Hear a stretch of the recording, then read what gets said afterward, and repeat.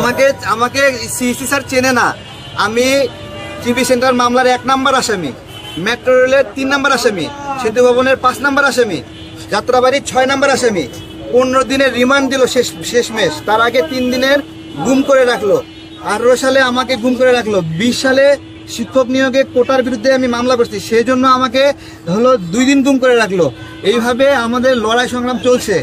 এরকম করে আমরা স্যার রাজনীতির মধ্যে আমাকে ছড়াই ছিটকে ফেলার একটা ব্যবস্থা এটা, যে আমরা যেন এখানে আর না থাকতে পারি। এগুলো আমরা অ্যাক্টিভিজম গুলো কেন করছি?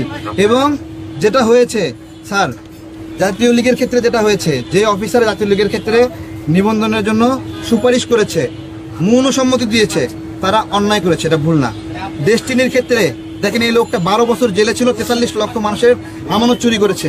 সে হঠাৎ করে আসে বলতেছে রাজনৈতিক দল ছাড়া আমি আমার ব্যবসা রক্ষা করতে পারতেছি না।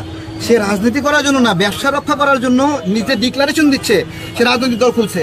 হঠাৎ করে রাজনৈতিক দল খুললো কি নামে? আমার নাম আমজনতা দল, সে করছে আমজনতা পার্টি নামে। হ্যাঁ, দলে দলে পার্টি দিয়ে হয়ে গেছে তার আমজনতা। তারপরে আমরা বিরোধিতা করলাম, বিরোধিতা করার পরে কি করলো? আমজনতা বাদ দিয়ে আমজনগণ।